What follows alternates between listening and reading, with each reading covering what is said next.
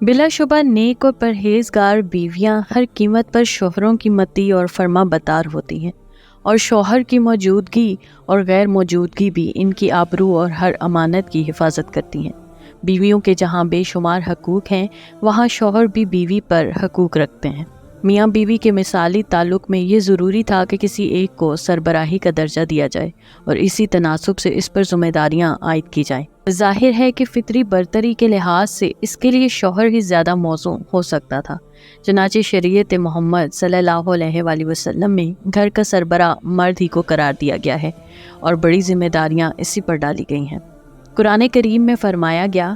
مرد عورتوں کے سربراہ اور ذمہ دار ہیں، اور عورتوں کو حکم دیا گیا ہے کہ وہ گھر کے سربراہ اور ذمہ دار اپنے سرتاج کی حیثیت سے شوہر کی بات مانے اور بیوی ہونے کی حیثیت سے جو مخصوص خان کی ذمہ داریاں ہیں ان کی ادائیگی میں کوتاہی نہ کرے۔ قرآن کریم کی سورۃ النساء میں فرمایا گیا، نیک بیویاں شوہروں کی فرما بردار ہوتی ہیں اور شوہر کے پیچھے بھی اس کی آبرو اور ہر امانت کی حفاظت کرتی ہیں۔ اگر عورت شوہر کی اطاعت فرما برداری کی بجائے نافرمانی اور سرکشی کا رویہ اختیار کرے تو ظاہر ہے اس کے نتیجے میں پہلے کشمکش اور پھر خانہ جنگی ہوگی، جو دونوں کی دینی اور دنیاوی بربادی کا باعث ہوگی۔ اس لیے رسول پاک صلی اللہ علیہ وآلہ وسلم نے عورتوں کو شوہروں کی اطاعت اور فرما برداری اور رضا جوئی کی تاکید بھی فرمائی ہے اور اس کا عظیم اجر و ثواب بیان فرما کر ترغیب بھی دی ہے۔ حضرت انس رضی اللہ تعالی عنہ سے روایت ہے کہ رسول پاک صلی اللہ علیہ وآلہ وسلم نے فرمایا،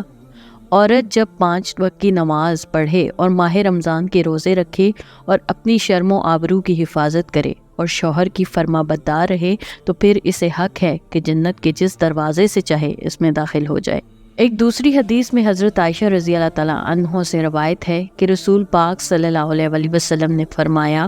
عورت پر سب سے بڑا حق اس کے شوہر کا ہے اور مرد پر سب سے بڑا حق اس کی ماں کا ہے۔ ایک اور حدیث میں حضرت ابو ہریرہ رضی اللہ تعالیٰ عنہ سے روایت ہے کہ رسول پاک صلی اللہ علیہ وآلہ وسلم نے فرمایا، اگر میں کسی مخلوق کے لیے سجدے کا حکم دیتا تو عورت کو حکم دیتا کہ وہ اپنے شوہر کو سجدہ کرے۔ کسی مخلوق پر کسی دوسری مخلوق کا زیادہ سے زیادہ حق بیان کرنے کے لیے اس لیے زیادہ بلیغ اور مؤثر کوئی عنوان نہیں ہو سکتا جو رسول پاک صلی اللہ علیہ وآلہ وسلم نے اس حدیث میں بیوی پر شوہر کا حق بیان فرما کر اختیار فرمایا ہے۔ اس حدیث کا مطلب اور مدعا یہی ہے کہ کسی کے نکاح میں آ جانے اور اس کی بیوی بن جانے کے بعد عورت پر اللہ تعالیٰ کے بعد سب سے بڑا حق اس کے شوہر کا ہو جاتا ہے۔ اس لیے اسے چاہیے کہ اس کی فرما برداری اور رضا جوئی میں کوئی کمی نہ کرے اور ہمہ وقت اس کی خدمت کو عبادت سمجھے۔ حضرت ابن عمر روایت کرتے ہیں کہ ایک عورت حضور پاک صلی اللہ علیہ وآلہ وسلم کے پاس حاضر ہوئی اور عرض کیا،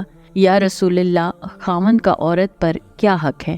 ارشاد فرمایا، وہ بلائے تو انکار نہ کر، اگرچہ تجھے کتنی ہی مصروفیت کیوں نہ ہو، اور رمضان کے سوا کوئی روزہ اس کی اجازت کے بغیر نہ رکھ، اور اس کی اجازت کے بغیر گھر سے نہ نکلنا۔ خود بخود نکلی تو رحمت کے فرشتے اس پر لعنت کرتے رہتے ہیں جب تک کہ لوٹ کر نہ آ جائے۔ حضرت قتادہ رضی اللہ تعالیٰ عنہ فرماتے ہیں، ہم نے حضرت کعب کا یہ قول سنا کہ قیامت کے دن عورت سے پہلے اس کی نماز کے متعلق سوال ہوگا اور پھر خاوند کے حقوق کے متعلق سوال کیا جائے گا۔ حضرت امام حسنی روایت ہے کہ عورت اپنے خاوند کے گھر سے بھاگ نکلے تو اس کی نماز قبول نہیں ہوتی حتیٰ کہ واپس آ جائے اور اپنا ہاتھ اس کے ہاتھ میں دے کر کہے کہ میں حاضر ہوں، جو سلوک چاہے کر لو۔ موجودہ پرفتن دور میں عورتیں اپنے شوہر کے ساتھ بعض اوقات سخت ترین بدتمیزی کی مرتکب تک ہو جاتی ہیں اور بعض جاہلیت کے باعث غیر مردوں کے ساتھ تعلق استوار کرتی ہیں، موبائل فون اور دیگر کئی دوسرے ذرائع سے ان سے گفتگو کرتی ہیں،